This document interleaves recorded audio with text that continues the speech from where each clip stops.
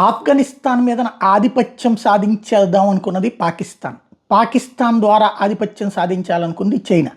కాకపోతే ఆఫ్ఘనిస్తాన్ భౌగోళిక రీత్యా మనకి సరిహద్దుల్లో ఉండటంతో పాటుగా తాలిబన్లు అంటే శత్రువుకి శత్రువు మిత్రుడని చెప్పి మనతో ర్యాపో మెయింటైన్ చేస్తున్నారు. వాళ్ళని మనం గుర్తించలేదు ఆ దేశ ప్రభుత్వాన్ని, కానీ అలాగని వదిలేయలేదు. వాళ్ళకి కావాల్సిన సాయం మనమే అందిస్తున్నాం. వాళ్ళకి కావాల్సిన బియ్యం, గోధుమలు, ఇతరత్ర కావాల్సినవి మనమే అందిస్తున్నాం. అక్కడ రాయబార కార్యాలయాలు అందరూ తీసేసిన రాయబారులు అందరూ వెళ్ళిపోయినా మన దగ్గర కూడా రాయబారులు లేకపోయినా సిబ్బందిని పెట్టి అక్కడ వాళ్ళతో ర్యాపో మెయింటైన్ చేస్తున్నాం. అదే సందర్భంలో సహకారం అందిస్తున్నాం. ఎందుకు? మనకి శత్రువుకి శత్రువు మిత్రుడే కాబట్టి. పాకిస్తాన్కి శత్రువు ఆఫ్ఘనిస్తాన్, తాలిబన్లు కాబట్టి మిత్రుడు.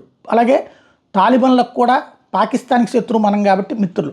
ఆ విధమైన మిత్రత్వం తప్పించి వాళ్ళ మీద అపారమైన ప్రేమ ఉండదు. అట్లాగే వాళ్ళకి మన మీద అపారమైన ప్రేమ ఉండదు. అవసరార్థపు స్నేహం.